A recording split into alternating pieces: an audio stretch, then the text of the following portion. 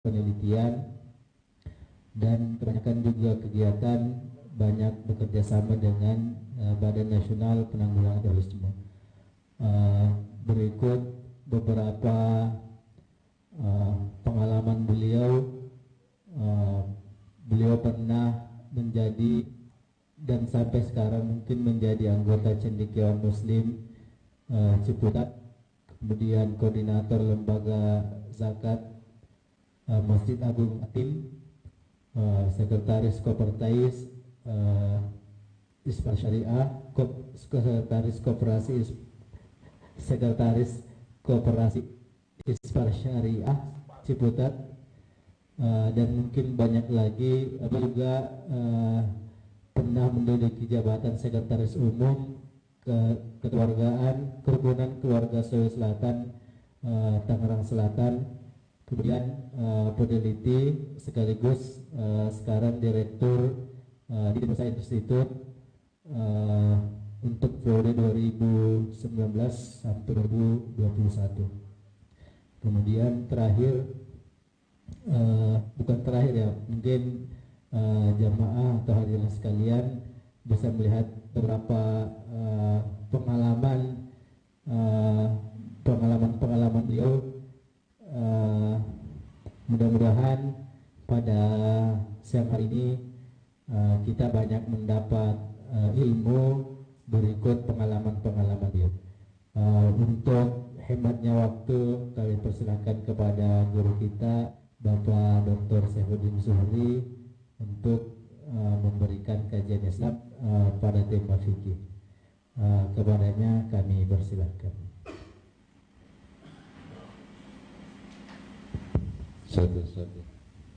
Bismillahirrahmanirrahim. Assalamualaikum warahmatullahi wabarakatuh. Nahmadullah wa nasta'inuhu wa nastaghfiruh wa na'udzu billahi min syururi anfusina wa sayyiati a'malina. May yahdihillahu fala mudilla lahu wa may yudlilhu fala hadiyalah. Asyhadu an la ilaha illallah wahdahu la syarika lah wa asyhadu anna Muhammadan abduhu wa rasuluhu la nabiyya ba'dah. Allahumma shalli wa sallim wa barik ala habibina wa syafi'ina sayyidina Muhammadin wa ala alihi wa sahbihi ajma'in. Wa ba'du, Bapak-bapak dan Ibu-ibu, saudara sekalian, peserta kajian rutin Nasaruddin Umar Office. Alhamdulillah kita diberikan nikmat oleh Allah Subhanahu wa taala, diberikan kesempatan, diberikan keikhlasan, diberikan macam-macam nikmat, sehingga hari ini sampai dengan hari ini kita semua dalam kondisi sehat walafiat, merasa baik ya. Merasa baik itu banyak faktor, antara lain karena tercukupi rezekinya, tercukupi nutrisinya, tercukupi batinnya, persahabatan, persaudaraan, itu semua adalah nikmat dari Allah Subhanahu wa taala, baik yang kita sadari maupun yang tidak kita sadari. Itu banyak sekali. Salawat dan salam tak lupa kita haturkan untuk junjungan kita Nabi besar Muhammad sallallahu alaihi wasallam. Beliau yang menjadi manusia pilihan untuk membawakan risalah yang mulia ini, risalah yang akan digunakan oleh umat manusia sampai dengan akhir zaman. Jadi tidak ada lagi risalah setelah beliau. Kalaupun ada berarti nabi palsu ya, atau risalah yang palsu. Sudah jelas. Inilah risalah inilah yang kemudian kita kaji terus menerus, kita kembangkan terus menerus sampai dengan sekarang. Dulu mulai dari sahabat, kemudian tabi'in, tabi'in, para ulama mazhab, imam mazhab, pengikut mazhab, sampai dengan masa modern dan postmodern sekarang ini. Bapak Ibu sekalian, saudara sekalian, ini adalah kajian perdana untuk fikih. Memang kemarin kita masih mendiskusikan topik-topik yang kira-kira urgen, yang dibutuhkan dan mungkin menarik. Karena ini persoalan sekarang ini banyak kadang-kadang dibutuhkan tapi tidak menarik, seperti obat itu dibutuhkan tapi tidak asik diminum.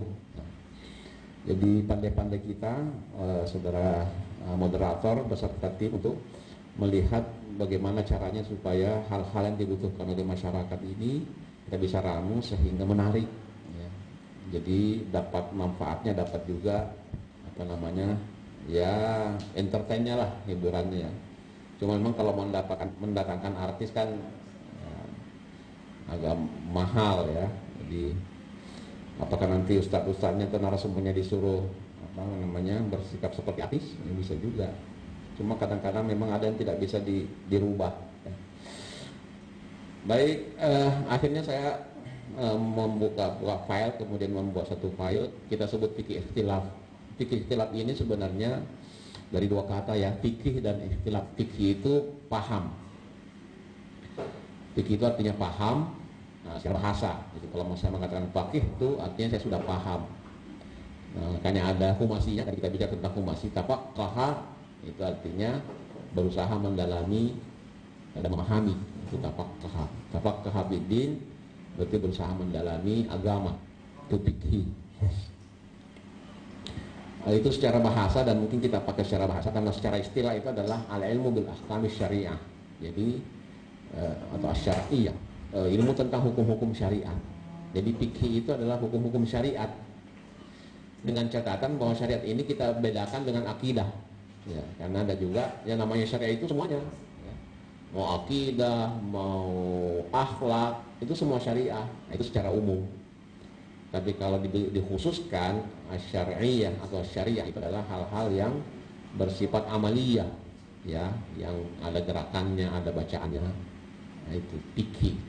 Itu yang menjadi terminologi yang dipakai sekarang. Jadi kalau mau belajar fikih, itu berarti belajar taharah, belajar ibadah, muamalah, munakahat, ya, termasuk warisan. Itu luas sekali, ya.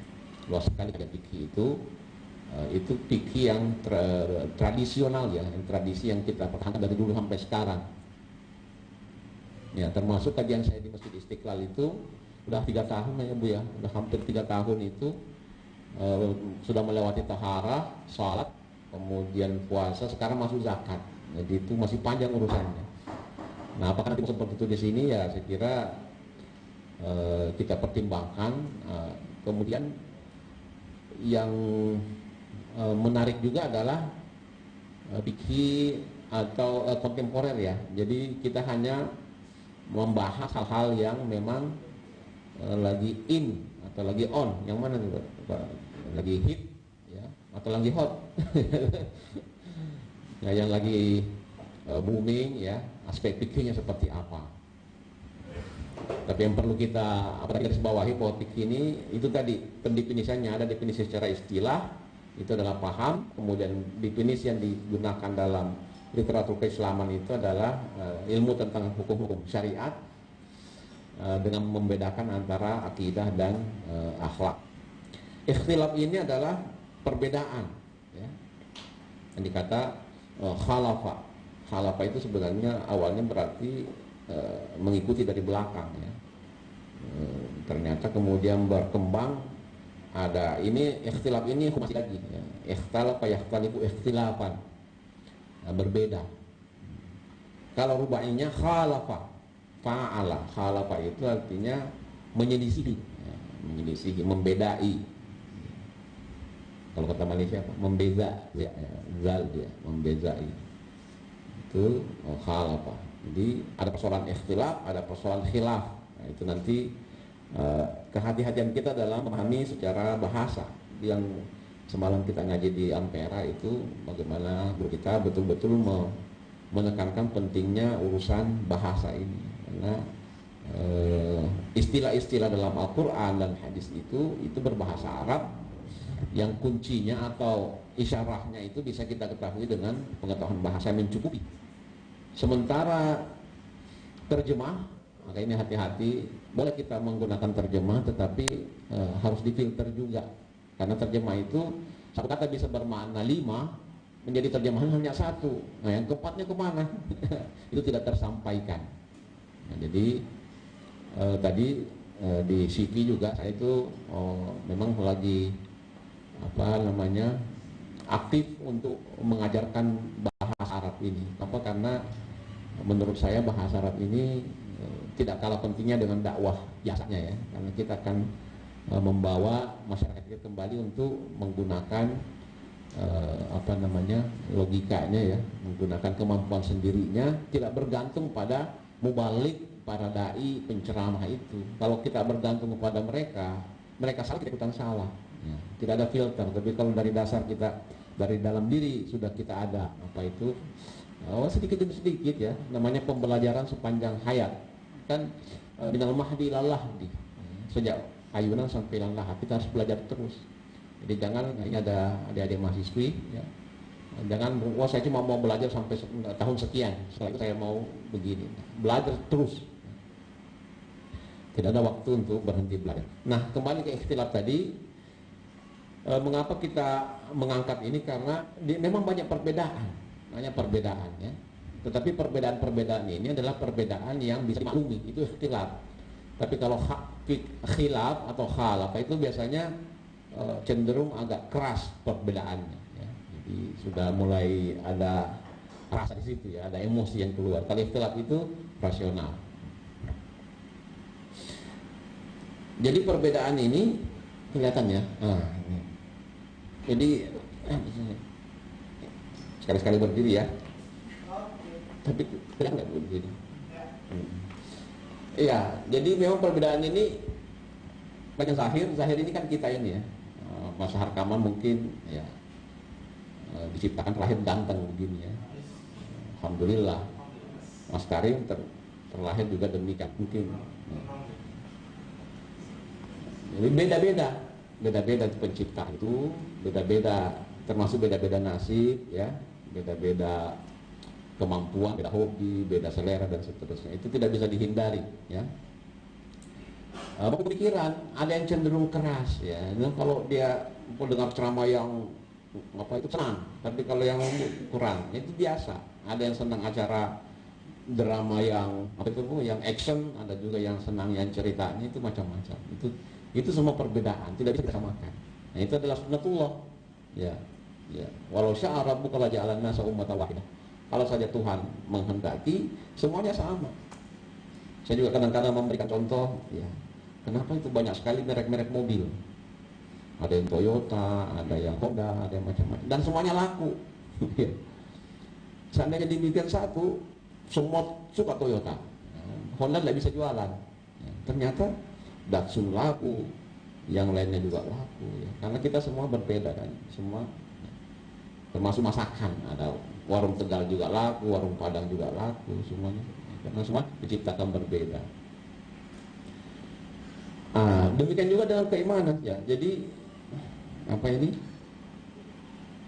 tentulah beriman semua kalau Allah menghendaki. Tapi kan walau, ini semalam juga disampaikan di guru kita, kata-kata lau ini sesuatu yang mustahil, tidak bisa terjadi. Jadi kalau ada ayat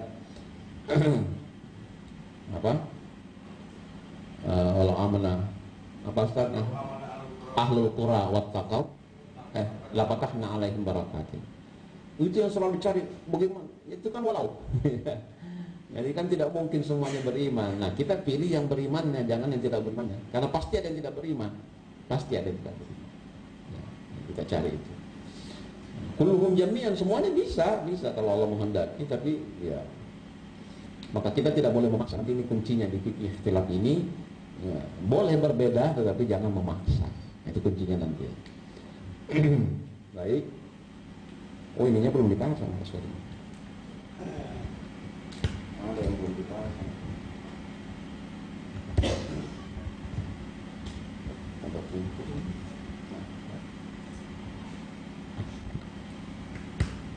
Jadi berbeda.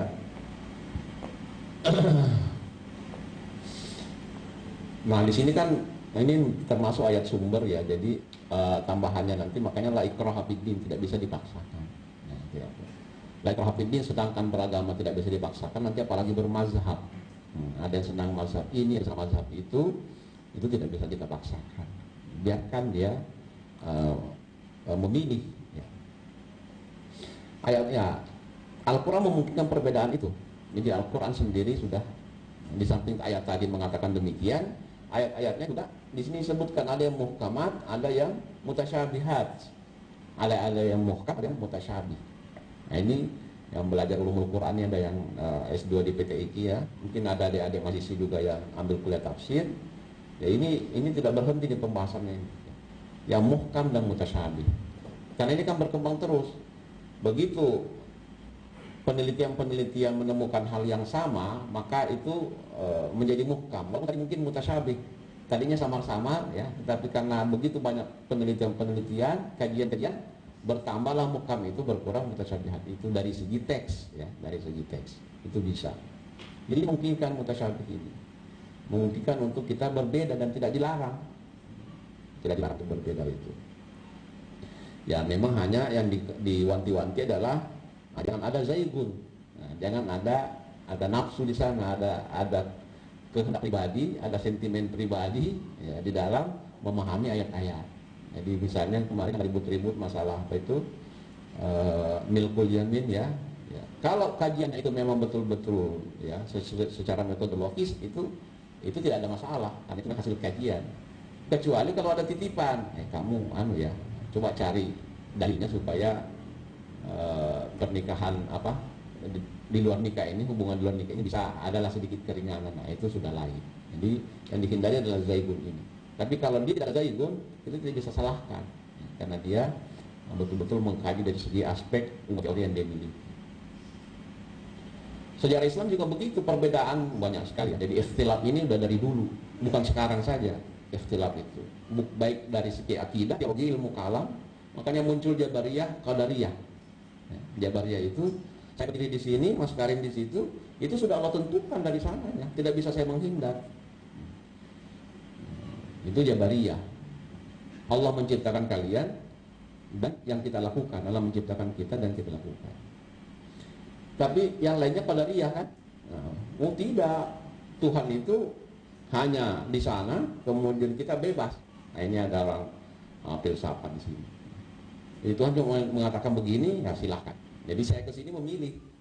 Boleh saja saya minta izin, maaf tidak bisa hadir, nanti diganti asisten atau diganti siapa. Itu pilihan. Dan dua-duanya betul ada ayatnya, ya.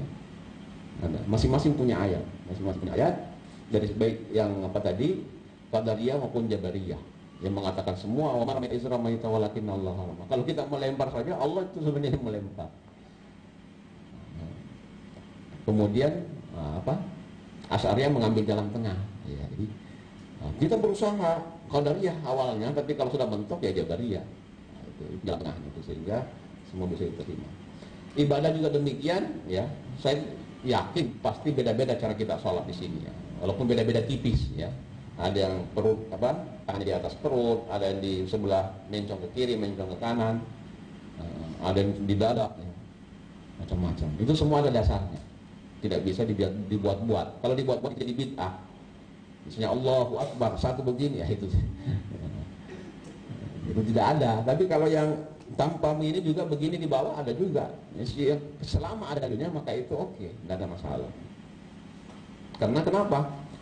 Nabi kita kan lama sholatnya. Ya, sejak beliau jadi Rasul, selama 23 tahun beliau sholat. Apakah bisa dijamin bahwa beliau seragam betul sholatnya?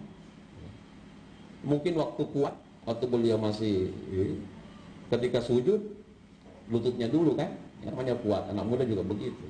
Tapi begitu menginjak usia, mungkin ada lagi sahabat yang melihat kalau sholat itu tangannya dulu, ya karena lututnya sudah mulai, ya seperti itu kita punya prediksi ya. Ada yang mendengar Nabi baca basmalahnya kedengeran, ada yang tidak kedengeran. Bisa jadi dia tidak mendengar atau memang Nabi tidak membaca itu. Jadi semua ada dalilnya. Nabi kunut, Nabi tidak kunut, masing-masing ada yang meriwayatkan sehingga itu berbeda-beda. Nah, kalau kita bisa memahami fikih ikhtilaf ini dengan baik, ya ini menjadikan bijak dalam ya beribadah.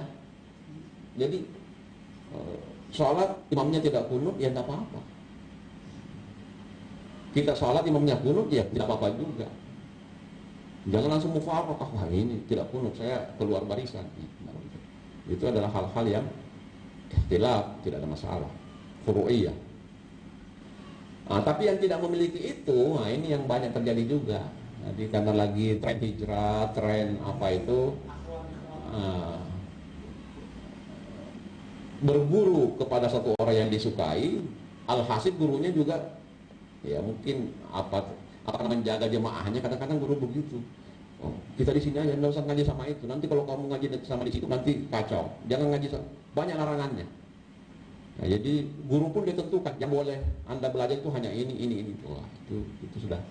Itu kan justru harusnya murid itu menjadi rasional. Oh, kok kita mau belajar dilarang ya? Nah, itu tanda-tanda ya. Jadi punya saudara, punya kerabat, kalau hanya berguru pada satu orang dan aliran tertentu, berarti itu tanda-tanda. Nah, tanda-tanda yang tidak beres.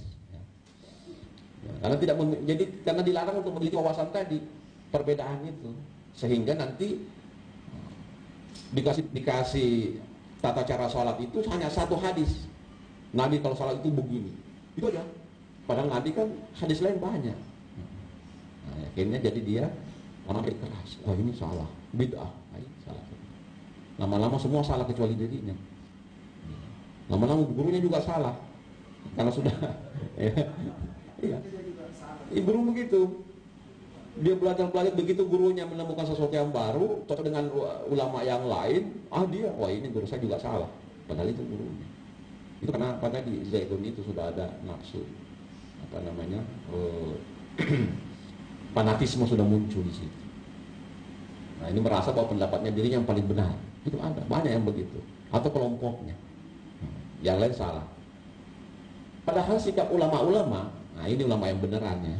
Kalau guru kita di Istiqlal hari Sabtu itu pernah mengajarkan, ada ulama yang tidak betul juga. Ulama-ulama yang betul luas keilmuannya itu mengatakan mensikapi itu dengan bijak, dewasa, toleran. Ya. Bijak mereka. Ya.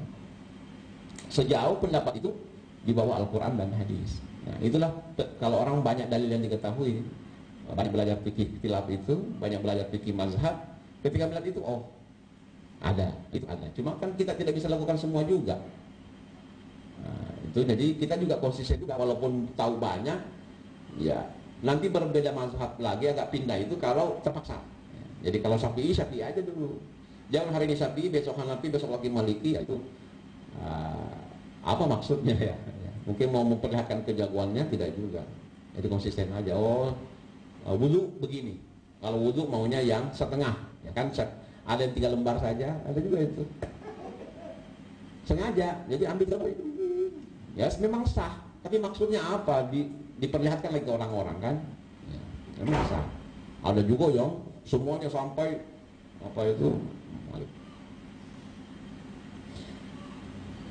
ya di bawah Al-Quran dan hadis, kemudian tidak memaksakan pendapat, ya. Mana tidak pernah cerita antara Imam Abu Hanifah, Imam Syafi'i dan lain-lain itu saling memaksakan pendapat, tidak ada. Nah justru yang belakangan ini yang kadang-kadang bahkan Imam Mazhab pun dia tidak setuju. Baru belajar sebulan atau seminggu, Imam Mazhab pun tidak setuju. Dia betul gurunya ya. Ya, relativitas pengetahuan ini tidak relatif. Ini tadi saya sebut mutasyabihat itu kalau dikaji kemudian disepakati, ini mengurangi kemungkinan pengertian yang lain, itu masuk ke jadi muhkam. Lebih pasti ya, seperti itu. Jadi ada relatif pemikiran manusia. Makanya waktu itu kajian tentang gender booming belakangan ini kan, itu kan penemuan baru dalam tafsir. Ternyata di dalam Quran itu ada pembedaan antara ar-rijal dan azkur ya, muzakkar, rajulun dan zakaru, muzakkar itu berbeda, sama laki-laki, tapi laki-laki yang dimaksud apanya? Ya, kalau muzakkar laki-laki ya karena berjenis kelamin laki-laki saja. Tapi kalau ar-rijal, ar-rujulah itu memang ada kejantanan namanya itu ya, yang dimiliki biasanya oleh laki-laki ya. Berani ya, maskulinisme ya, maskulin. Jadi kalau perempuan memiliki ciri maskulin itu bisa menjadi rijal. Nah itu kan tidak bisa jadi muzakkar, tetap ada dia, kecuali ganti itu, operasi dulu, baru dia bisa. Itu jadi Al-Quran ternyata membedakan itu, kapan disebut rajul, kapan disebut muzakkar gitu. Ya itu yang dicontohkan oleh para guru-guru kita, ulama-ulama kita yang betul ya, yang betul. Jadi kalau Anda menemukan lagi yang kira-kira kok berbeda dengan yang dicontohkan oleh para ulama-ulama terdahulu, nah itu ada apa-apa. Sekarang kita begitu, harus hati-hati karena terlalu banyak. Ibarat apa ini sekarang makanan banyak sekali jenisnya. Kadang-kadang promosinya yang gede atau apa, tapi ternyata membahayakan. Itu yang kita hindari. Nah ini pendapat Syafi'i, ra'i shawab. Katanya Syafi'i begitu, ra'i shawab. Pendapatku itu betul. Nah kita nanti kalau adik-adik atau siapapun kawan-kawan kita ini, kalau sudah berpendapat yakin. Nah, nanti yang menulis tesis ya begitu, apa yang anda simpulkan itu betul. Harus yakini. Itu nanti dinilai juga oleh penguji. Yang lain begitu kalau menulis skripsi ya harus yakin. Nanti kamu yakin dengan pendapatmu? Oh, mana ya? Itu dah nilainya kurang itu. Yakin Pak. Jadi ra'i shawab, pendapatku betul. Saya juga kalau berpendapat begitu itu pendapat saya betul. Tetapi wayahtamilul khata, kemungkinan juga keliru ya. Betul menurut saya tapi mungkin juga keliru. Bagaimana pendapat orang lain? Pendapat orang lain berbeda. Nah, menurut saya kita keliru ya, bukan salah, keliru. Artinya itu tidak pas dengan yang dimaksud, tidak pas dengan yang dimaksud. Pendapat orang lain itu tidak pas dengan yang dimaksud Al-Qur'an. Tetapi wahai khata, tapi boleh jadi dia betul. Boleh jadi dia betul. Nah, ini kan bijak sekali kata Imam Syafi'i. Ya. Nah, kalau yang ada sekarang kan pendapatku benar, yang lain salah, titik. Nah, itu akhirnya jadi berantem. Enak aja. Kamu sekolah di mana? Akhirnya ngungkit sekolah lagi. Siapa gurumu? Ngungkit guru lagi. Siapa temanmu? Ngungkit teman. Begitu jadinya. Karena ini. Siapa? Kalau biasanya kalau sudah ketahuan gurunya, ketahuan temannya, ketahuan juga capresnya. Itu pengalamannya Mas Naik itu. Itu manusia ya. Nah, mengapa terjadi gesekan? Ini pertama karena bangga dan kagum tadi. Jadi yang namanya juga baru hijrah, baru belajar, baru sadar ya, itu maklum. Ternyata begini ya. Kagum sekali, indah sekali Islam itu begini ya. Tapi yang jadi benar cuma satu. Dan ketika mendengar pendapat lain yang agak berbeda loh, kayaknya pasti keliru ini. Situ mulai ya, buruk sangka dan meremehkan, dan buruk sangka. Nah itu biasa juga. Gesekan terjadi karena gosokan. Ya, jadi itu kan pendapat siapa itu? Pendapat itu kan Syiah. Waduh, itu mulai kan menyebarkan. Itu kan liberal, itu kan apa? Banyak yang begitu. Jadi kalau sudah ada yang begitu, ya, itu hati-hati. Ya, itu sudah memprovokasi, meracuni. Saya juga suka disebut liberal. Kok saya jadi liberal? Ya karena katanya bapak muridnya yang liberal juga. Waduh, guru saya lagi dibawa-bawa. Begitu. Iya, pengalaman saya begitu. Padahal nanti yang filsafat tadi itu, penggunaan istilah-istilah itu sebenarnya netral, istilah-istilah itu hanya karena ya tadi dikompor, dibumbui, kemudian itu liberal itu akhirnya kacau kita punya apa ini terminologi, kacau kita punya diksi peristilahan. Apa salahnya? Fanatik, egoisme ini tadi ya, namanya nawa nafsu itu di mana? Semuanya punya, termasuk ulama kiai ya. Jadi jangan terlalu mengawal Pak Kiai kita nggak punya nafsu, ada nafsunya juga. Ya kadang-kadang tidak sadar. Ini nafsunya ingin mempertahankan jemaahnya supaya tidak pindah. Soalnya itu kan jemaah itu penting untuk dijaga. Mana jarang yang mengatakan silakan kalau beda pendapat dengan saya cari. Tapi dengan cara yang santun, bukan mengancam. Kalau kamu tidak setuju, pergi. Berarti tidak mau pergi, itu larangan namanya. Ya. Itu nggak hawa nafsu. Fanatik seseorang, guru, pendapat, mazhab, golongan. Ya, itu ada organisasi-organisasi tertentu. Jadi kalau punya mazhab tertentu, punya organisasi tertentu, tapi setelah kita kaji, yang bersangkutan keliru dalam hal ini, boleh kita berbeda. Jadi tidak harus 100%. Karena kalau kita mengikut 100%, nanti dalam kajian selanjutnya mungkin ada istilah taklid. Taklid itu boleh tapi paling bawah derajat. Mengikuti tanpa tahu apa alasannya, itu taklid. Ya, makanya taklid itu disebut juga tradisi. Itu tradisi. Kenapa begini? Ya nenek moyang kata begitu dulu. Nah, itu namanya taklid. Termasuk dalam apa? Dia tidak mau berpikir. Ya. Nah, jadi ini saya sarankan ada nanti adik-adik dapat ya berbeda dengan mazhab, berbeda dengan sesuatu, tapi yakin ya setelah mengkaji ya, setelah mendengar berbagai macam masukan, oh ternyata saya cocoknya ini, tidak apa-apa. Fanatik terhadap negeri, daerah, partai, jamaah dan sebagainya, itu semua yang menyebabkan terjadi gesekan. Oh kamu ya tadi kata Naik, capresnya siapa? Nah, begitu berbeda, udah berbeda, itu gesekan. Tapi yang bisa ditolerir ya, kalau kita berbeda kan bisa ditolerir. Kenapa bisa ditolerir? Karena didasarkan pada hujah dan pengetahuan. Di sini pentingnya kita belajar. Yang sudah kuliah S1 itu sudah mulai merintis itu dunia intelektualisme. Yang tidak kuliah tapi belajar kepada guru-guru itu juga dengarkan dalilnya. Jangan hanya dengarkan keputusannya, dengarkan ayatnya ya. Gitu. Karena yang betul itu selalu ada ayatnya, selalu ada sunnahnya, dalilnya, minimal rasionalnya. Kenapa begini, kenapa begitu, karena ini. Dan tidak bisa dengan permusuhan, jangan, ngapain sih? Ya.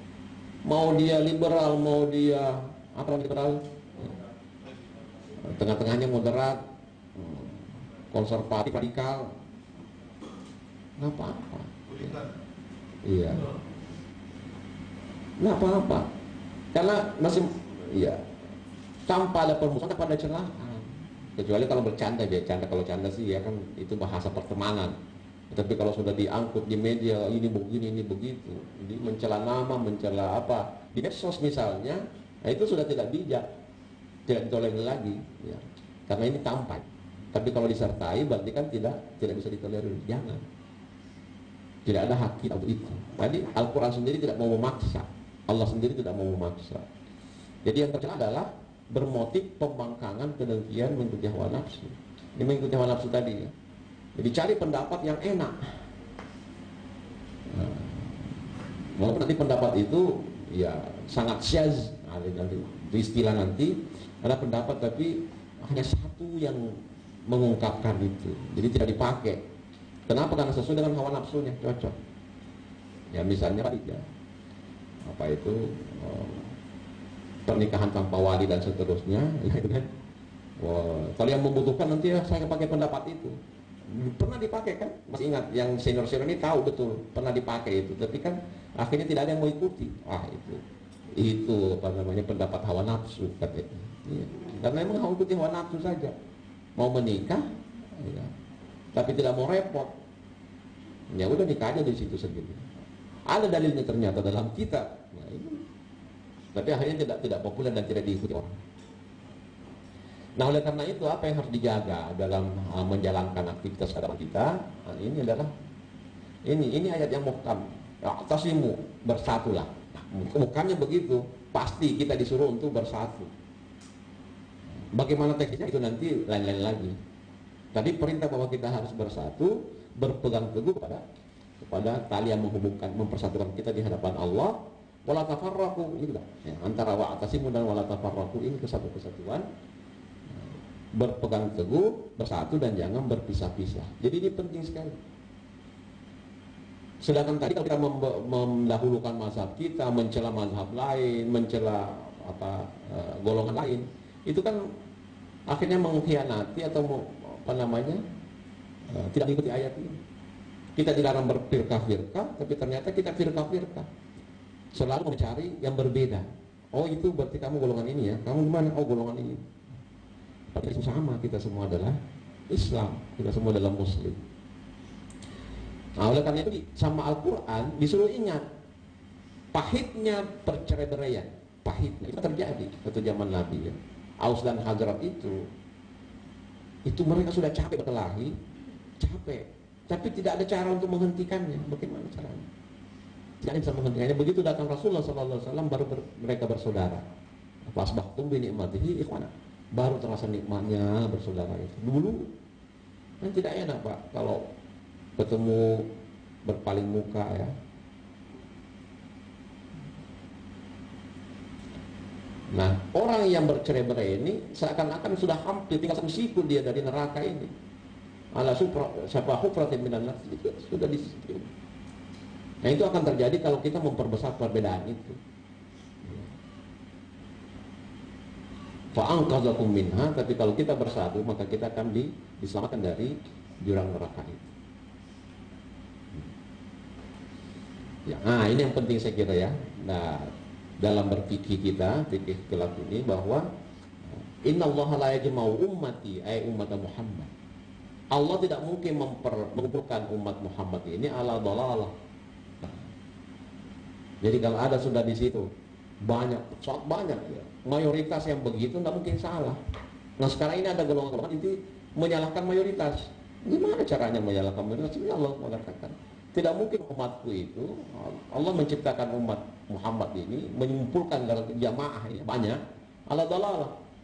Nah, hadis lain kan mengatakan yang menjadi mangsa dari serigala itu kan kambing yang tercecer. Selama kambing itu, kita juga kalau nonton film itu, film apa?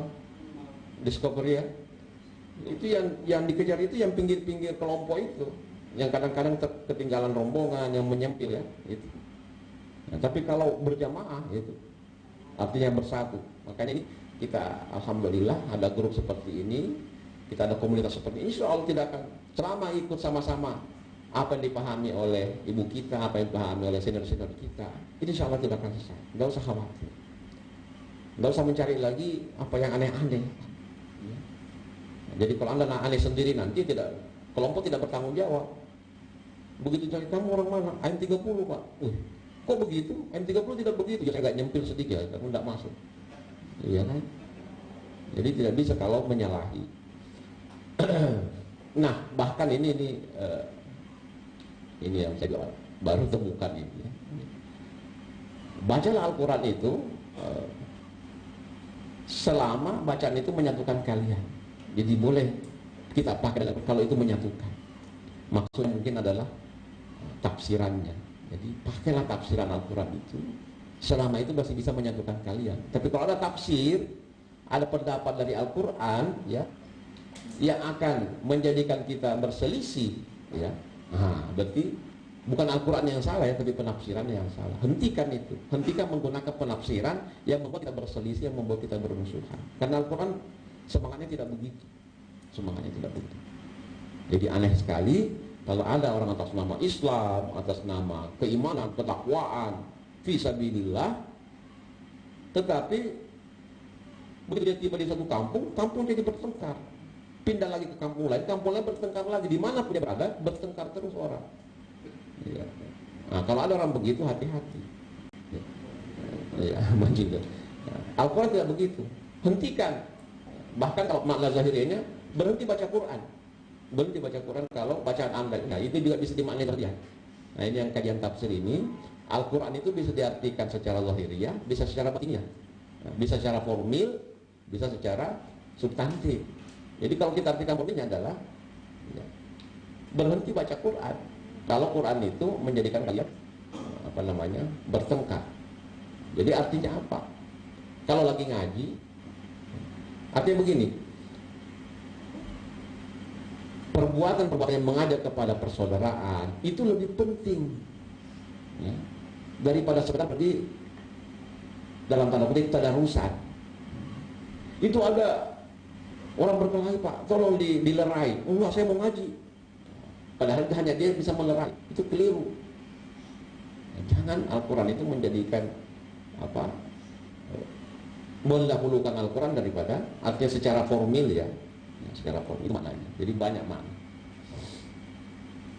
Perbedaan dalam masalah furu adalah kemestian. Ini pasti. Tadi sudah kita jelaskan. Tetapi itu juga adalah rahmat yang sekaligus merupakan kedewasaan. Kalau Anda berusaha menyatukan pendapat itu, tidak akan terjadi. Menyatukan supaya kapan sih orang semua mau bisa kunut semua ya? Jadi itu dia berdakwah supaya semua orang kunut. Atau sebaliknya dia berdakwah supaya orang berhenti kunut karena kunut itu bid'ah menurut dia. Tidak terjadi. Bahkan bisa memperluas perbedaan itu sendiri. Itu tadi. Ya bisa orang tambah sentimen, tambah marah ya karena memaksakan. Tidak bisa menyatukan pendapat itu. Kemestian dan tidak bisa dihindari. Kenapa tadi kajian agama ada mutasyabihat yang memang harus ijtihad. Nanti kita ada contohnya. Ya. Sebenarnya juga kadang-kadang memberi pilihan. Yang saya sebut tadi, kadang Nabi wudhunya begini, Nabi pernah wudhu begini, Nabi pernah salat begini, ya, semua punya riwayat, semua sahih. Kok berbeda? Nah, itu nggak apa-apa. Memang ada agama begitu. Makanya ada yang pernah kenapa? Ada yang pernah tanya, kenapa Al-Quran dan Allah dan Rasulnya tidak memberikan tata cara berdemokrasi, tata cara bermusyawarah? Mengapa sahabat memilih Abu Bakar ya dengan cara pemilihan terbatas, kemudian mengapa menerima wasiat Umar, menerima wasiat, mengapa kemudian Utsman dipilih secara formatur, mengapa Muawiyah bikin kerajaan, itu kan. Nah ini adalah tabiat agama kita, memberikan keleluasaan. Oleh karena itu kamu bisa melakukan sebuah negara secara kerajaan sebagaimana Daulah Umayyah itu, dan Abbasiyah juga demikian. Itu khilafah tapi kerajaan. Buktinya apa? Ya jadi pewaris mahkota anaknya. Tidak ada lagi pemilihan. Tapi bisa juga dengan wasiat. Umar bin Khattab menerima wasiat dari Abu Bakar. Itu seperti itu. Jadi semua itu bisa dilakukan. Berarti ada apa menjadi prinsipnya? Ya, tentu asalkan dia bisa melakukan diterima secara baik. Itu saja prinsip. Bahasa juga demikian. Saya kasih contoh di sini, salat dan doa. Ya, kalau kita MC atau pembukaan kan, Alhamdulillah wassalatu wassalamu ala Rasulillah. Ada yang nanya, misalnya, salat apa yang dimaksud di situ? Kan wassalatu wassalamu, salat apa ibadah salat di situ? Mungkin dipikir salah satu dari 5, salat zuhur, maghrib, isya. Ternyata ini ada salawat. Persis kata-katanya. Aqimis salata, dirikanlah salat yang punya gerakan itu, assalatu wassalamu. Iya. Itu kan tabiat bahasa. Jadi pandai-pandai kapan dipahami sebagai salat, kapan sebagai doa. Ini kan salawatnya doa.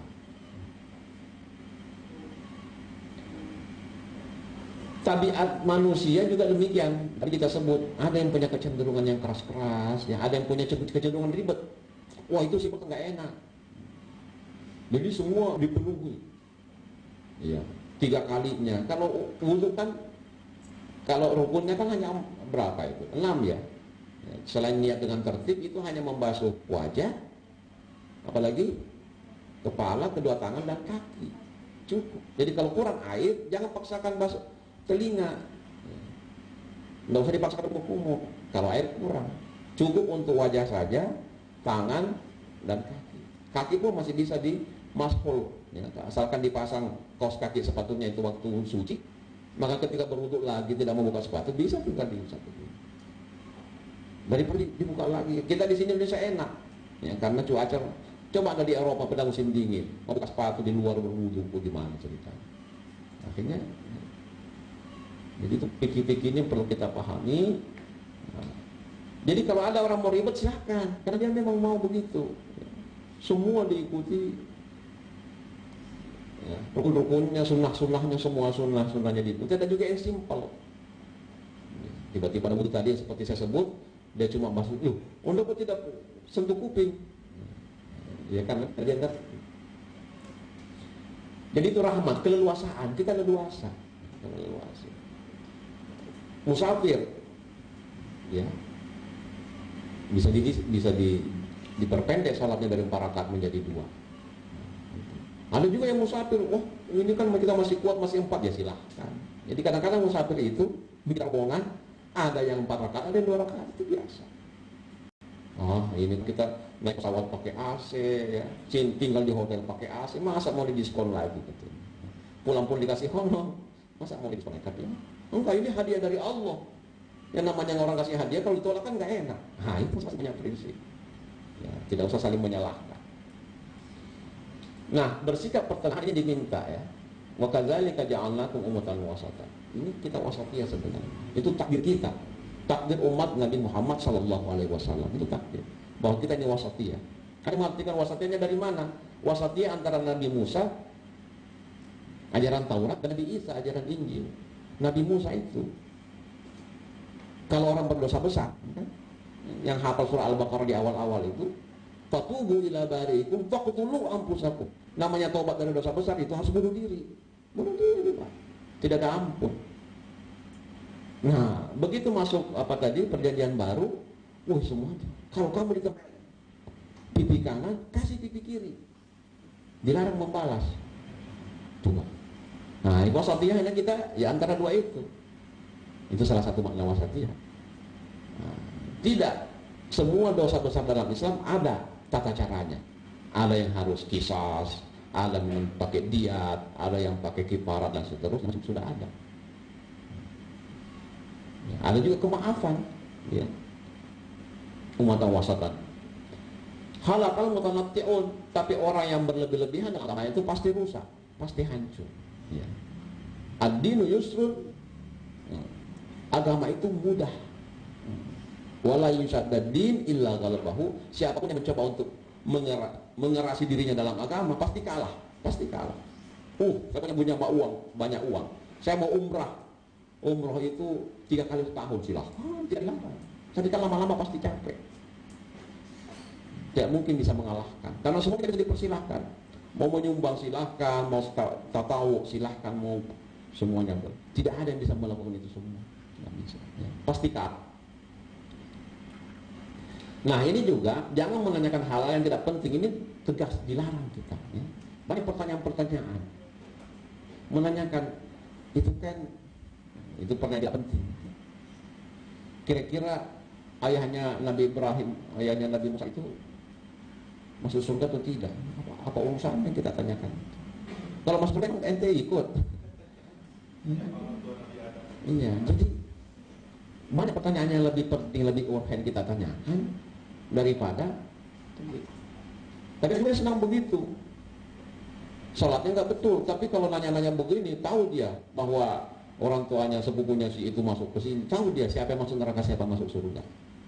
Jago betul ya. La tas'alu asya'in tubdalakum tasu.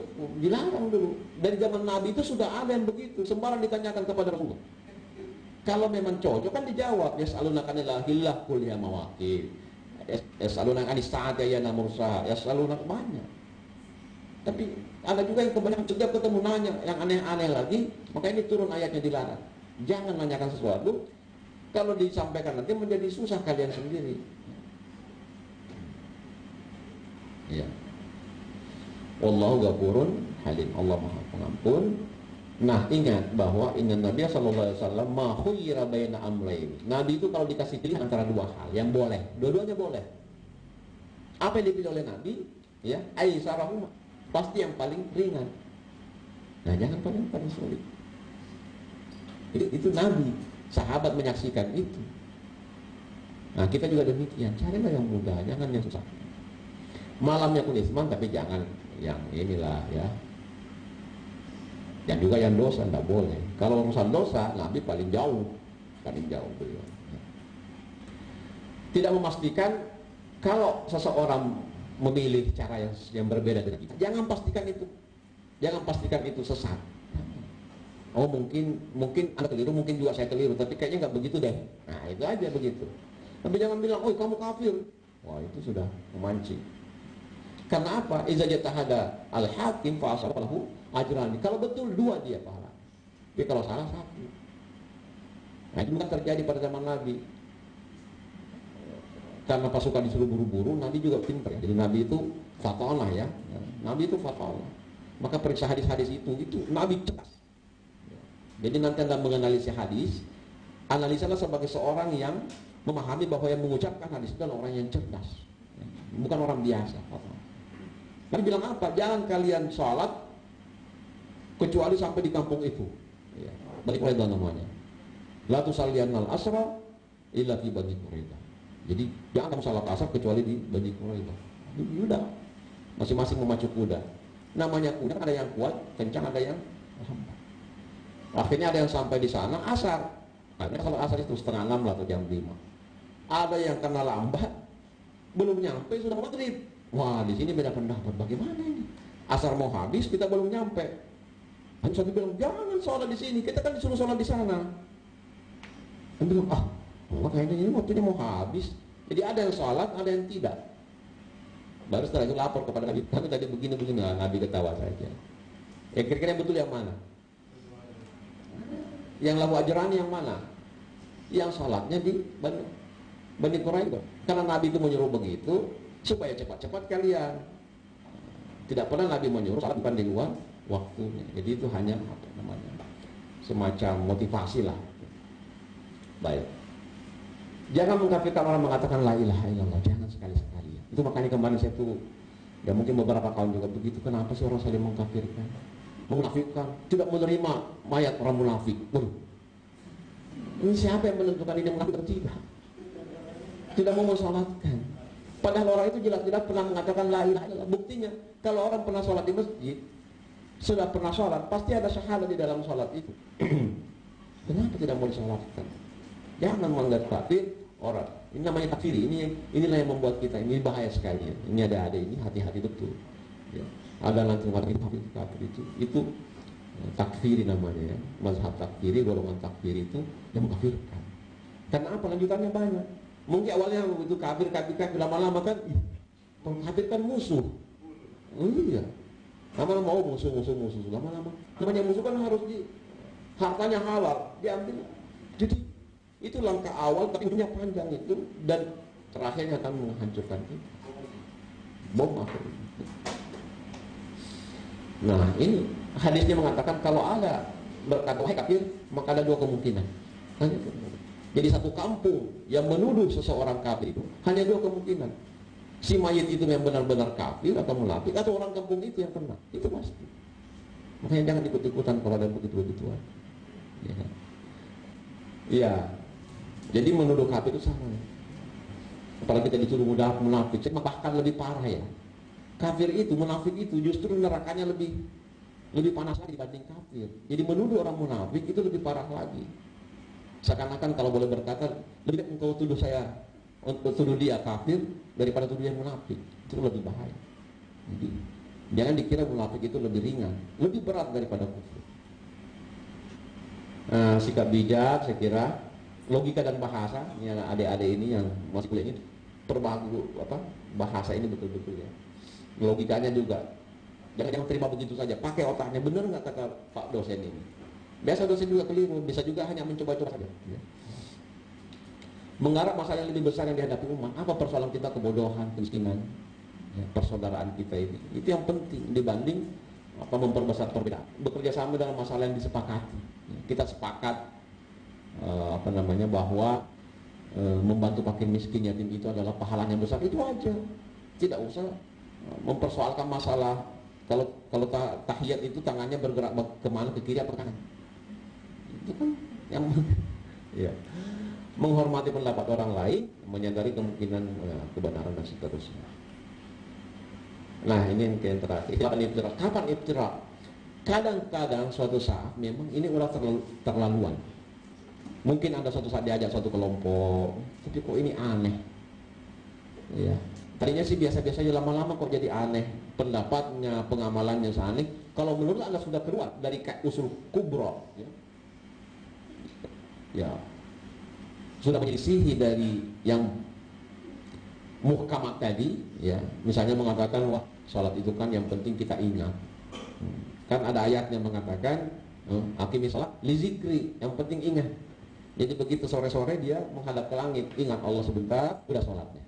Besok pagi juga begitu. Atau setiap 5 waktu dia begitu.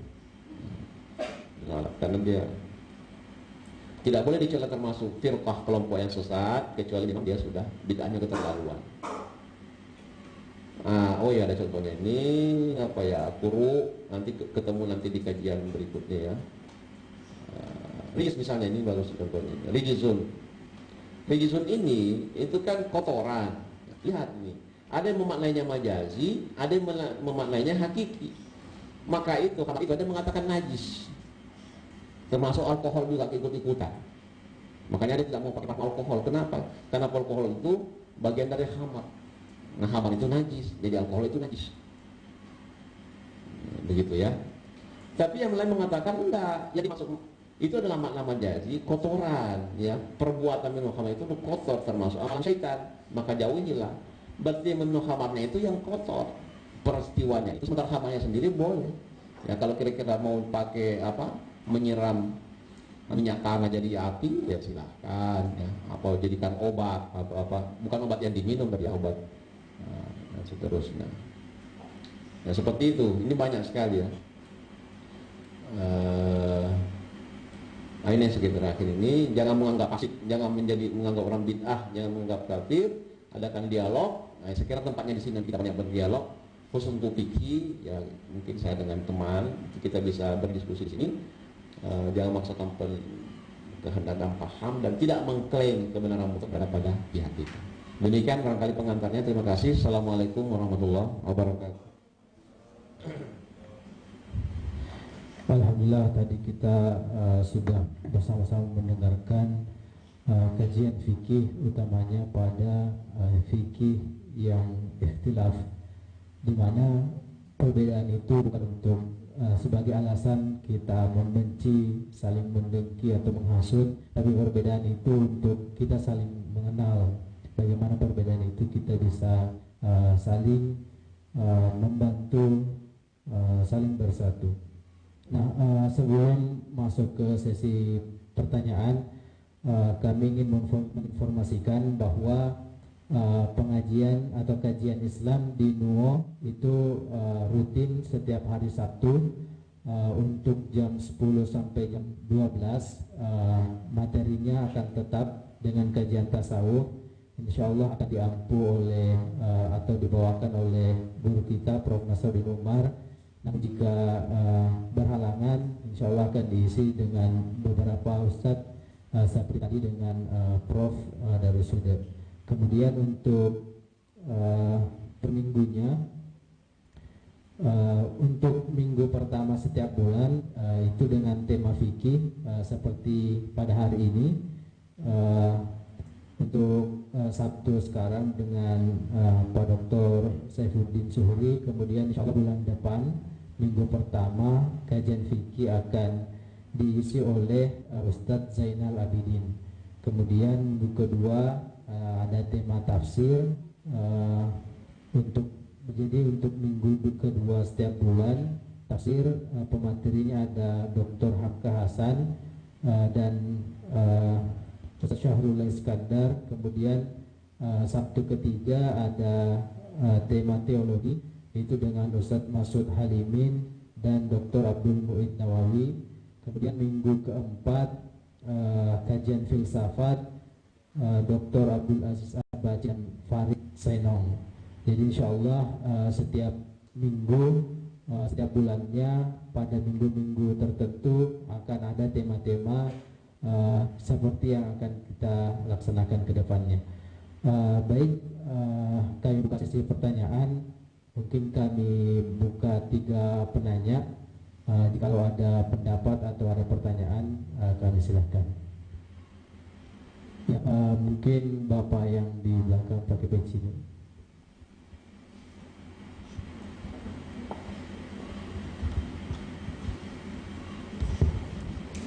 Bismillahirrahmanirrahim. Assalamualaikum warahmatullahi wabarakatuh. Nama saya Saufi Ahmadi dari PT IKI. Saya ingin awali dengan statement bahwa sudah menjadi statement umum di kalangan ulama, perbedaan atau ikhtilaf itu ikhtilaf tanawu, yakni variatif, bukan ikhtilaf tadad atau kontradiktif. Tapi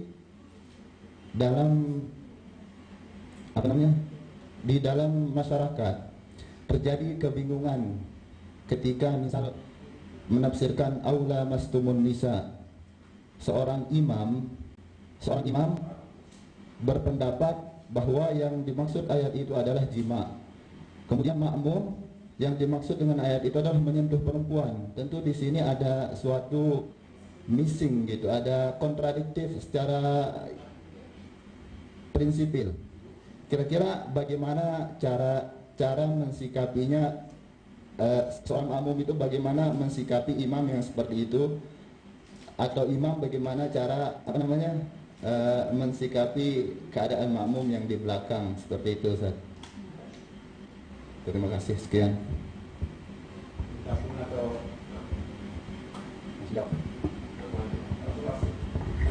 Jadi yang apa tadi, yang berpendapat bahwa jima itu lamas tubuhnya adalah jima, siapa yang makmum apa yang imam? Imamnya ya. Baik.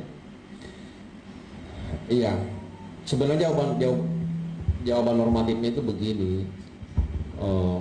Ada juga pendapat mengatakan bahwa kalau imamnya itu yang berpendapat bersentuhan, itu yang lebih pas ya. Jadi yang imam ini lebih pas kalau dia yang berpendapat bahwa menyentuh saja perempuan itu sudah membatalkan wudu. Sementara makmumnya itu ya misalnya dia harus menyentuh itu tidak membatalkan wudu. Ya, menyentuh selain jenis kelamin ini adalah tidak membatalkan wudu. Itu pas kalau begitu. Kalau dibalik, itu berbeda pendapat. Karena menurut makmum, imam ini sudah batal. Tadi dia bersentuhan dengan siapa? Salah seorang yang bukan muhrimnya. Tapi karena imam mengaku memaknai ayat itu sebagai harus jima baru batal, dia tidak batal. Jadi makmum agak ragu-ragu dia, apakah saya sah bermakmum kepada ini atau tidak. Nah, itu di situ ada perbedaannya di situ. Ya. Jadi yang pasnya itu adalah harusnya imam itu yang Syafi'iyah tadi, ya. Itu Syafi'iyah yang makmumnya Hanafiyah, kira-kira begitu. Tapi kalau terbalik ini yang namanya kita ikhtilaf, fikih ikhtilaf. Tadi normalnya begitu, ada yang berpendapat saklek bahwa dia tidak bisa bermakmum karena tadi imamnya itu menurut dia batal sedangkan dia tidak batal. Nah, seperti itu. Tapi kalau kita kan jangan setengah-setengah lah ya, namanya fikih ikhtilaf ini kan tidak mungkin juga sholatnya itu kan Imam Abu Hanifah yang berpendapat begitu, tidak mungkin keliru juga. Jadi benar pendapatnya Abu Hanifah, benar juga pendapatnya Syafi'iyah. Ya, jadi kalau saya pribadi sikap saya itu tidak ada masalah selama mazhab yang digunakan itu mazhab yang mu'tabar, yang diikuti. Sama dengan ketika biasanya kalau kita yang kunut ya, kalau yang kunut itu kan sujud sahwi. Tapi karena dia ikut sama imam yang tidak kunut, dia tidak apa-apa. Ya, masa mau imamnya sudah assalamualaikum dia mau sahwi sendirian, kan tidak lucu juga. Ya, jadi menurut saya ya kita memang karena sudah ikhtilaf begini, fikihnya ya berbeda, tetapi itu masih mu'tabar, tidak apa-apa. Tapi kalau yang mau tadi yang pemikirannya agak ya itu ijtihadnya dia bahwa saya mungkin karena tidak tenang aja, sebenarnya bisa. Dia bilang mungkin saya itu sebenarnya bisa, cuma enggak ini aja, jadi enggak klop. Mau bermakmum tapi tadi sebelum sholat saya lihat dia pegang sama si anu ya. Menurut saya itu batal wudunya, tapi dia karena mazhabnya lain tidak batal. Ya, seperti itu. Jadi kalau dia memilih untuk ittiba, ya dia artinya tidak jadi ikut bermakmum di situ, ya pilihan dia. Toh salat jemaah juga adalah sunnah, ya, sunat juga. Ya itu. Gitu ya, Mas ya. Jadi memang di masyarakat itu tidak bisa ini karena manusia tadi berbeda. Biarpun Anda kasih pelatihan kursus apa ini, tetap dia mau Hanafiyah. Allah mastumul nisa beda dengan lamastum. Menurut pendapat itu kan, lamasa itu menyentuhan, tapi kalau lamasa ya menyentuh dalam tanda kutip karena ada alif tambahan di situ, itu ada aktivitas yang lebih intens. Makanya mazhab Maliki mengatakan menyentuh dengan perasaan. Ada perasaan ketertarikan. Karena kalau Imam Syafi'i kan sebenarnya hati-hati. Ya, ambil makna yang paling minimal resikonya, lama saya bersentuh. Begitu bersentuhan wudu. Nah, itu Mas ya.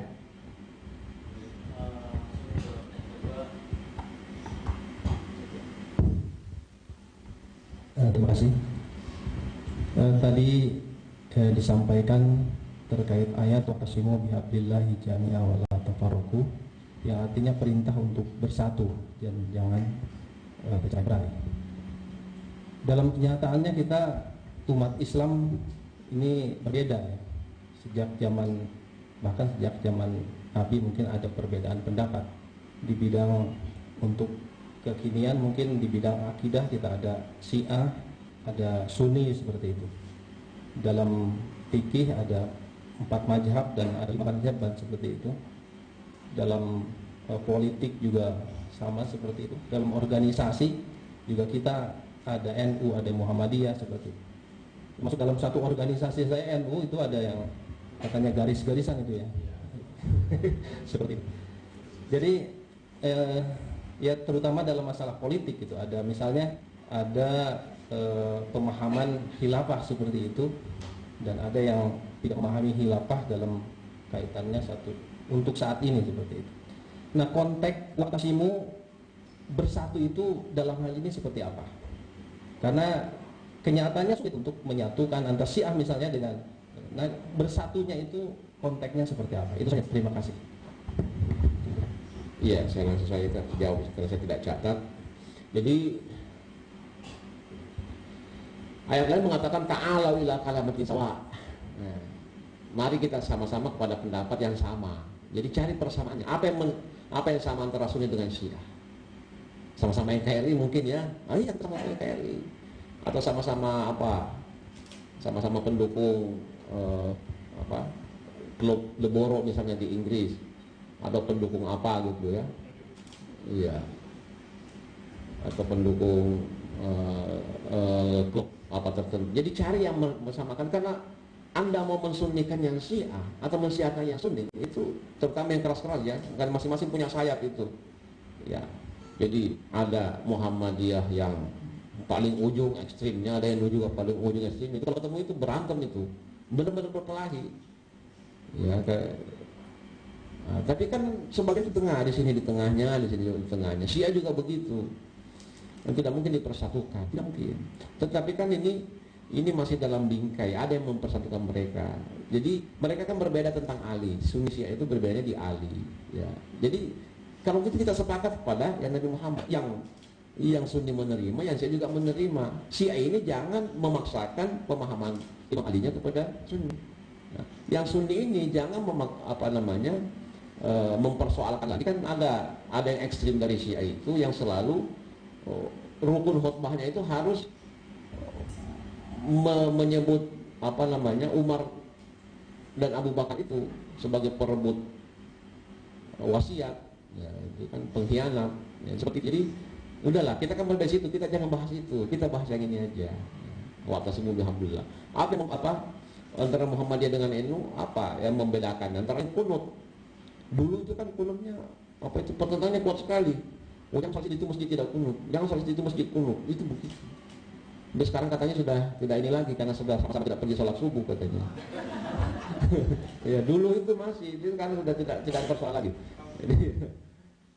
Jadi cari yang sama ya. Tetap ayat itu tetap berlaku, wa'tasimu bihablillah. Jadi apapun yang mempersatukan kita dengan Allah itu kita harus ke situ. Walau tafarraqu, jangan bercerai-berai. Bahkan pun ada emosi, kalau ada yang satu emosi, satu terlanjur untuk ini, jangan ditimpali. Ya. Kalau kita membalas tuduhan dan sebagainya dengan kata yang sama, itu kan sama juga. Itulah yang disebut dalam hadis al-qatil wal maqtul finnar. Sahabat protes, ya Rasulullah, yang dibunuh itu yang membunuh masuk neraka, oke, kita terima, al-qatil finnar. Tapi wal maqtul, ini kan dibunuh, teraniaya dia. Apa kata Nabi? Seandainya dia tidak mati, dia itu yang mati temannya. Jadi seandainya dia tidak terbunuh, dia yang membunuh. Jadi sama-sama di neraka. Jadi kalau ada perselisihan, kita sikapi dengan cara-cara yang keliru. Ada pihak yang merespon dengan cara keliru, kemudian kita respon dengan cara yang keliru pula, tidak ada bedanya. Tidak ada bedanya. Jadi mungkin menurut sebagian orang bahwa yang namanya makian, penghinaan harus dibalas dengan makian yang lebih besar. Ya mungkin satu sisi bisa dirasionalkan, tapi yang paling indah, paling mulia adalah membiarkan saja, udahlah, nggak usah didengerin, biarin.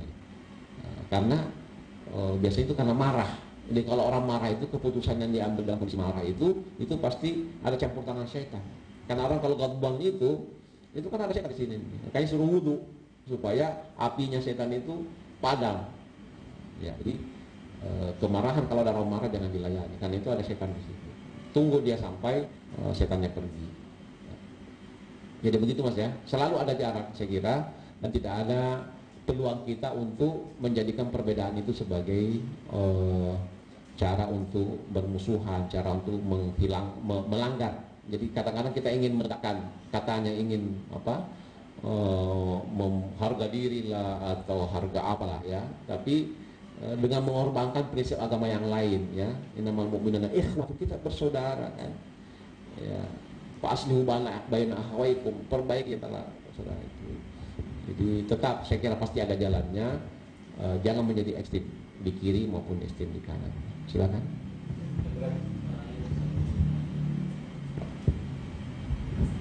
Bismillahirrahmanirrahim. Terima kasih atas kesempatannya. Saya Harka. Fikih ikhtilaf ini memberikan kewas-wasan bagi kita sendiri yang tentunya belum sampai pada tingkatan yang mujtahid. Mau tidak mau kita harus berkiblat kepada satu aliran tertentu atau satu pemahaman tertentu. Nah, agar hati kita bisa tenang ini, bagaimana kita memastikan bahwa pilihan kita tepat, apa yang kita pilih ini mampu membawa kita ke jalan yang benar. Kemudian yang kedua, batasan ikhtilaf pada fikih apa? Atau tidak ada batasannya, kita mentolerir setiap perbedaan yang ada karena memang produk pemahaman pasti dibangun atas subjektivitas masing-masing individu. Terima kasih. Baik, terima kasih. Saya jawab yang terakhir dulu ya, karena saya tidak catat yang pertama tadi. Batas-batasnya, ya, batas-batasnya itu tadi yang al-usul kulliyah al-kubra, al-usul al-kubra. Jadi apa hal-hal yang dalam furu. Jadi kan bedanya furu dengan usul. Kalau kita berbeda dalam furu itu oke, ya, karena namanya cabang itu kan bisa, ya. Tapi kalau furunya, nah cuma memang memastikan mana yang furu mana yang usul, di situ persoalan lagi, ya, persoalan lagi. Saya kira batasannya itu adalah makanya hadis-hadis juga bertingkat-tingkat, kan. Jadi derajat sanadnya, derajat matannya itu bisa disatukan atau dinilai dari jumlah riwayat yang ada. Makanya hadis masyhur, hadis aziz dan sebagainya, ya. Yang hadis ahad itu kan banyak pembagiannya. Ada yang masyhur, yang paling tinggi kan mutawatir. Jadi semakin banyak riwayatnya, semakin masyhur, semakin banyak penganutnya, ya. Nah, itu yang itu bisa menjadi usul, ya. Tapi kalau sedikit, nanti itu bisa menjadi furu. Maksud saya begini, jadi kalau kita berbeda terhadap suatu menyelisihi, ya, kalau ikhtilaf kan sejajar tadi. Kalau menyelisihi apa yang diyakini oleh yang banyak, ya, misalnya keyakinan tentang nabi-nabi, tentang kitab-kitab, ya, tentang jumlah rakaat, ya, tentang yang wajib-wajib dan yang haram-haram itu, ya. Ada halalu bayyinun wal haramu bayyinun. Yang nyata di sini, nyata di situ. Itu kita tidak boleh berselisih situ. Kalau ada yang mengatakan halalnya, jelas halalnya itu dia katakan haram, atau jelas haramnya dia katakan halal, di situ batasnya. Tapi kalau yang di tengah tadi ini, umur mutasyabihat itu, nah di situ kita bisa berselisih. Ada yang mungkin mengatakan itu halal, ada yang mengatakan itu haram. Karena bukan abu-abu, ya. Abu-abu kan perpaduan antara hitam dengan putih. Ada yang mungkin kalau di print juga kadang-kadang beda warna, ya. Kadang-kadang jadi putih nggak kelihatan, atau kadang-kadang jadi hitam. Nah itu, ya, bedanya di situ. Tidak ada, saya kira, garisan tertentu, tapi itu kita bisa melihat analogi tadi, ya. Mana yang menyalahi mayoritas yang kuat dalilnya dan yang tidak kuat dalilnya, atau dari segi ketegasannya, ya. Kalau yang tadi yang al-bayyin, ini haramu bayyinun wal halalu bayyinun, nah yang di tengah-tengahnya itu tempat kita bisa ikhtilaf di situ. Tapi kalau ini sudah tidak boleh mengharamkan yang halal, tidak boleh juga menghalalkan yang haram. Yang kedua, kita kan belum sampai pada tahap mujtahid. Jadi kita baiknya berkiblat kemana, gitu. Dan bagaimana kita memastikan bahwa kita berkiblat kepada salah satu pendapat, kita bisa benar pada bagaimana kita memastikan kita memilih ulama yang benar, gitu. Ya, memang ada minimal tingkatannya 3, ya. Jadi yang paling rendah tadi muqallid, taklid, ya. Yang di atasnya taklid itu adalah muttabi. Yang muttabi inilah tadi yang ditolerir, yang mendengar sesuatu tapi mendengar juga alasannya, Ya, jadi kalau dia dengar ceramah, dengar dalilnya juga. Kenapa kamu sholat begini? Karena ada hadisnya Nabi begini. Ah itu mutlak itu. Nah, ya kan? Kenapa kamu sholat begini? Enggak, bapak saya kan sholatnya begini. Jadi begini, itu mukallid itu. Itu paling rendah. Kenapa kamu begini? Dosen saya begini. Itu rendah. Yang tengah itu ada hujah, ada argumen, ada dalil yang dia pernah dengarkan tentang itu. Tentu siapa yang menyampaikan dalil itu imam mazhabnya. Jadi misalnya tadi tentang menyentuh tadi. Jadi, mengapa Anda mengatakan batal kalau bersentuhan dengan jenis kelamin yang lain? Karena itu ada ayatnya, aula mastumun nisa. Menurut Imam Syafi'i itu batal. Kenapa kita tadi bersentuhan tapi kamu tidak batal, tetap langsung sholat? Ya, karena ada ayatnya. Apa ayatnya? Aula mastumun nisa. Menurut Imam Abu Hanifah, menurut Imam Malik, kalau sentuhannya itu tidak pakai rasa, tidak apa-apa. Itu kan ada. Jadi itu namanya muttabi tadi ya. Nah, tentu antara mukallid ini ada mukallid paling ujung, ada mukallid yang mendekati muttabi. Itu selalu ada ada range-nya ya. Ada range-nya itu mana yang mendekati muttabi. Muttabi juga begitu. Muttabi nanti ada sudah mendekati mujtahid karena banyak dalil ya. Anda yang kuliah S1 apalagi S2, sebenarnya S2 itu sudah bisa menjadi mujtahid, minimal mujtahid mazhab. Ya, bukan mujtahid mutlak. Asalkan semua kurikulum diikuti. Persoalan kita ini termasuk mahasiswa baru ini, mahasiswa pelajar itu, ya, dia tidak mengikuti kurikulum. Ya. Misalnya, TOEFL harus sekian, tidak nyampe, tetap aja lulus, ya kan? Padahal kenapa disebut TOEFL harus sekian? Karena seorang sarjana PTIQ misalnya, untuk bisa memahami Quran minimal dia punya TOEFL itu 500. Tapi kalau cuma 400, apalagi di bawah 400, bagaimana cara menceritakan PTIQ? Ya kan? Makanya nanti pesan Bapak itu kan adalah bahasanya itu harus ditingkatkan. Kebetulan saya di PTIQ lembaga bahasa ya, nanti kita akan ketemu. Itu penting. Ada renya ya. Nah, yang paling tinggi nanti mujtahid. Itu mujtahid bahasa Arabnya harus bagus, nahwu sharafnya, ya, istiqaqul kalam, kemudian balaghahnya, kaidah logikanya juga mantiknya itu ya. Jadi menganalogikan sesuatu itu betul ya. Jadi jangan membandingkan sesuatu yang ada perbedaannya ya. Misalnya kalau kita menyamakan, menganalogikan antara deposito dengan emas kan bisa ya, sama-sama bernilai uang, sama-sama dicairkan ya. Itu seperti itu ya. Jadi bisa analoginya betul. Tapi yang terpenting saya kira dalam mujtahidnya adalah itu yang kadang-kadang tidak dipakai ya. Itu adalah yang sulit dicapai juga adalah keikhlasan itu. Tidak ada tekanan dari siapapun ya. Baik dari komandannya, bosnya, ya, gurunya atau apalagi anak buahnya. Kadang-kadang begitu ya. Karena mendengar ada ustadz juga, kenapa ustadz? Kita tanya kenapa begitu ceramahnya. Ini jemaah kita kalau nggak dikasih ceramah begini, mereka itu berarti kan mengikuti jemaah dong. Iya nggak laku katanya kalau ceramah. Ya itu seperti ya, berarti kan menerima tekanan dari ini ya. Harusnya independen. Walaupun nanti jadi jadi nggak populer ya, walaupun nanti dihujat, tapi kalau itu tidak takut dia menyampaikan itu, karena dia sudah kaji hadisnya begini, ayatnya begini, menurut ilmu balaghahnya begini, ya itu semua sudah dikaji, keputusannya begini. Toh, Anda nanti yang menghujat tidak layak hakul laumata laim itu dari situ. Jadi kita harus naik terus ya, tidak boleh menikmati. Makanya ibu rajin ngaji ini, ada jemaah kita Istiqlal ini, ngaji lama-lama jadi mujtahid ibu itu ya. Amin ya. Karena yang penting terekam semua, tapi ya kalau tidak terekam ya dapat pahalanya lah ya, dapat pahalanya. Ngaji di sana ngaji itu pahalanya luar biasa ya. Nah, tapi kalau ini yang muda-muda ini yang otaknya masih seperti batu diukir, kurikulum itu apa yang menjadi syarat dalam perkuliahan itu ikuti semua, hafal ini hafal itu, karena itu standar untuk menjadi, harusnya nama S1 sudah mujtahid minimal kita mazhab.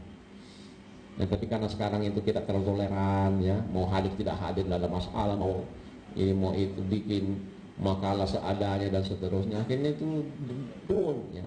Ini ada ibu kita ini di Kopertais itu banyak mungkin ya di perguruan-perguruan tinggi itu sangat menyepelekan itu urusan-urusan plagiat terutama ya, plagiat itu. Kita kadang-kadang mau itu tapi ya arus besarnya. Ternyata yang plagiat lebih dari 50% bagaimana? Ya sudahlah. Yang penting jangan Anda publikasikan. Ya, begitu polisi pasti ketangkap, ya, pasti kedeteksi. Saya kira itu Mas ya. Terima kasih banyak. Dari saya. Ya mohon maaf bila ada kekurangan. Terima kasih sudah bersama kita. Tentu sebagai manusia tidak luput dari segala kekurangan, tapi kita selalu berusaha untuk menjadi lebih baik. Hadanallahu wa iyyakum ajmain. Wassalamualaikum warahmatullahi wabarakatuh.